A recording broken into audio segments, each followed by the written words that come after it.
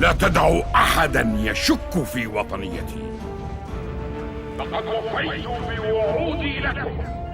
لقد بنينا دولة عظيمة معا، لكن القوات الخارجية تريد القضاء على نفوذه.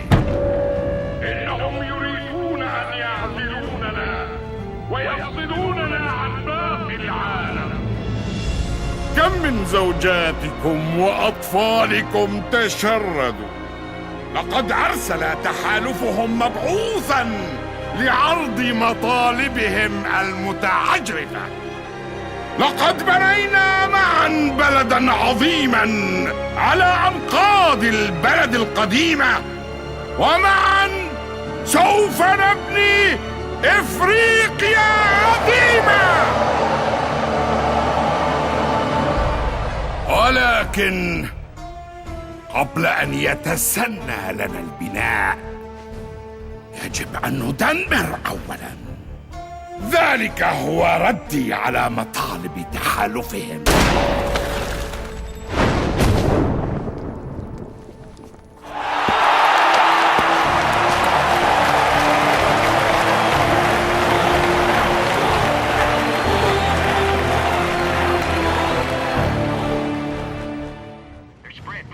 Hi, this is Chris Roper, editor for the IGN PlayStation channels, and this, my friends, is SOCOM 3, the third in the series of Sony's tactical military shooters.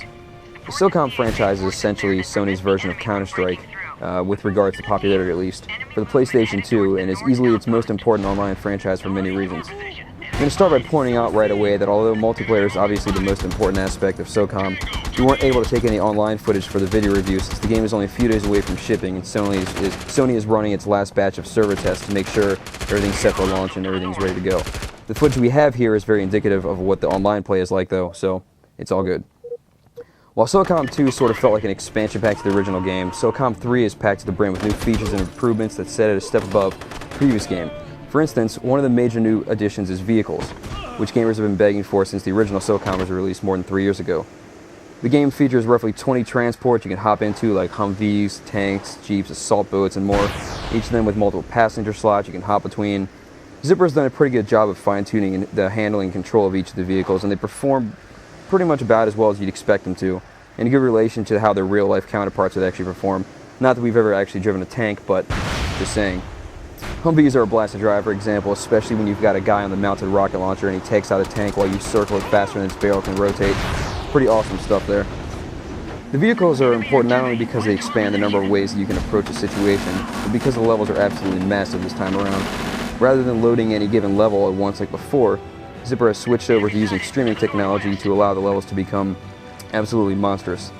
Towns that were roughly the same size as a map from SOCOM 2 are actually but a small portion of one of SOCOM 3's maps. It'll take you a couple minutes to drive from one side of a map to the other in a fast vehicle, so there's absolutely no point in even trying to walk it. This combination of massive outdoor areas and confined cities and spots within make the online aspect of the game feel like a cross between Battlefield and Rainbow Six. What generally ends up happening is that you'll jump into a vehicle with a group of folks who then by default essentially become your squad, and you'll haul ass to one of the map's choke points, hop out, find cover as fast as possible, and generally get set up. Then the game basically turns into a chess match where you're trading shots, hiding for cover, whatever else, Rainbow Six style. It's an awesome mix that combines the best aspects of both games, with Battlefield's massive vehicular-based travel and combat, and then Rainbow Six's chess match style of gameplay. SOCOM 3 now brings online support for 32 players to the series, and for the most part, it works very well. When a large group of folks are concentrated in one area, it can sometimes get a little lag and slow down a bit, though it's not very common and it isn't a very major problem. It's usually dependent on what map you're playing on, as some maps are worse about this just by where they sort of funnel players to. But most maps usually don't have any problem with this, and the game runs and feels just as good as it does when you're playing offline. The streaming aspect of the game does have its negatives, though. The PlayStation 2 is nearly at the end of its lifespan, is obviously showing signs of age, and SOCOM doesn't do the best of jobs at hiding all of these problems. Some of the areas look great, like the more compact villages, the soldiers, vehicles, all that stuff looks awesome. But some of the massive outdoor sections are very limited detail-wise, with what looks like single polygon counts making up the geometry. Sort of hit or miss out in the open areas, but most of the towns and such look great. Like I mentioned, the soldiers, vehicles, everything looks awesome, and the game actually has very, very good looking dust and smoke effects. Great particles all around. While the online aspect of any SOCOM game is easily its strongest point, SOCOM 3 fixes a number of the problems the past games have had with regards to its single-player mode, and it actually provides a reasonably compelling reason to play through it. For starters, SOCOM 3, unlike the last game, has intermission checkpoints. The last game bugged the hell out of us because it didn't have this, and so we're glad to see it here. Most missions have 3 or 4 points, so that once you hit them, they check it, and you'll never go more than about 10 minutes. So, whereas the last game you might have gone for half an hour and then had to start all over again, that's not a problem this time around. Single-player mode also has a fairly good backing story and progression of events. The voiceovers, especially on the military generals that you're basically fighting against, are fantastic. I have no idea what language these guys are speaking, and they might even be talking about last night's 49ers game instead of what's actually being printed at the bottom of the screen, but regardless, I'm sold.